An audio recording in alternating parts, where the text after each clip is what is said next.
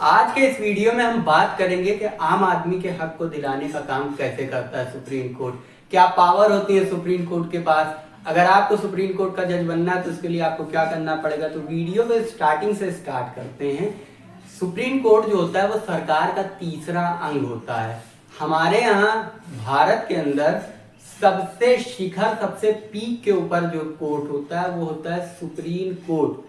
जितने भी छोटे मोटे हाई कोर्ट हो गए या कोई भी जो है डिस्ट्रिक्ट कोर्ट हो गए, इन सारे कोर्ट्स को कोई भी जो है भारत में चल रही सरकार हो, विपक्ष हो या आम जनता हो, सबको सुप्रीम कोर्ट के सुनाए फैसले को मानना पड़ेगा। अब पावर की बात करते हैं कि सुप्रीम कोर्ट के पास क्या क्या पावर होते हैं। पहला पावर हम जो पिछले वीडियो में चर्चा कर चुके हैं, मौलिक अधिकारों की, यानी आम आदमी के अधिकारों की, उस आम आदमी के अधिकारों की रक्षा करने का काम करता है सुप्रीम कोर्ट। अनुच्छेद 32 के तहत सुप्रीम कोर्ट हाई कोर्ट को जिम्मेदार बनाता है कि आम आदमी के जो भी मौलिक अधिकार हैं, जो भी अधिकार हैं, उनके बारे में सुनवाई करो, उनके ऊपर फैसला सुनाओ और उनकी रक्षा करने का काम करो। ये जिम्मेदार बनाता है सुप्रीम कोर्ट हाई कोर्ट को अनुच्छेद 32 के तहत। 9th January 2020. 9th January 20. Thereafter, he was transferred to Batia. अब दूसरे पावर की बात करें, अपीलीय क्षेत्राधिकार।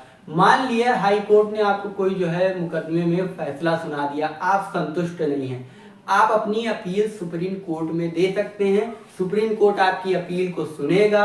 अगर जो है आपकी बात सही है तो सुप्रीम कोर्ट आपके जो है पक्ष में फैसला सुनाएगा, वरना अगर हाई कोर्ट का फैसला सही हुआ तो सुप्रीम कोर्ट हाई कोर्ट के फैसले को सही मानेगा, लेकिन आपकी अपील सुप्रीम कोर्ट सुनेगा। यह अपीलीय क्षेत्राधिकार का जो है अधिकार है सुप्रीम कोर्ट के पास।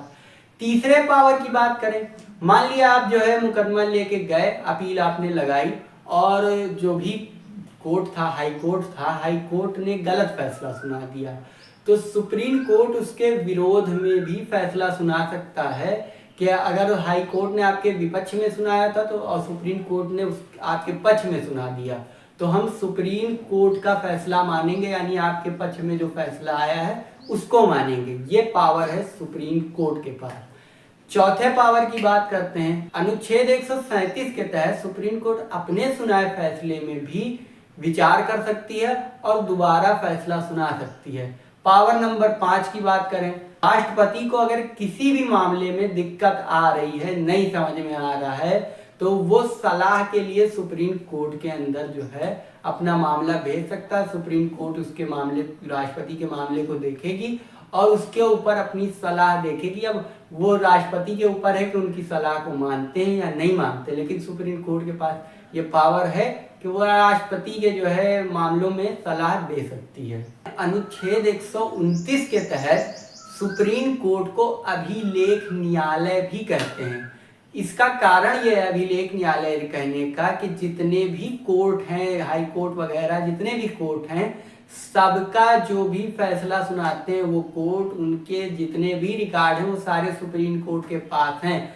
समय आने पे सुप्रीम कोर्ट उन फैसलों में गलत सुनाया हो, सही सुनाया हो या कोई भी फैसला सुनाया हो, हाई कोर्ट के ऊपर कार्रवाई भी कर सकती है, किसी भी कोर्ट के ऊपर कार्रवाई भी कर सकती है। अनुच्छेद 129 के तहत उनसे जवाबदेही भी ले सकती है। ये पावर है सुप्रीम कोर्ट के पास। अब बात करते हैं कि अगर आपको सुप्रीम कोर्ट का जज बनना है तो उसके लिए क्या करना पड़ेगा। तो सबसे पहले जानते हैं सुप्रीम कोर्ट के अंदर कितने जज होते हैं। 2019 के संशोधन के बाद जजों की संख्या इंडिया के सुप्रीम कोर्ट के अंदर 33 है।